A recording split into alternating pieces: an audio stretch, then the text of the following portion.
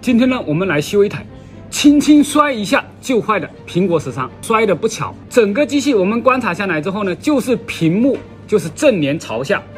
拍了一下之后导致的不开机和小碎裂。我们现在开始对它进行维修，外观还是可以的，壳子也是可以的，应该是正脸朝下拍的。我们现在来看一下机器到底是什么地方引起的不开机。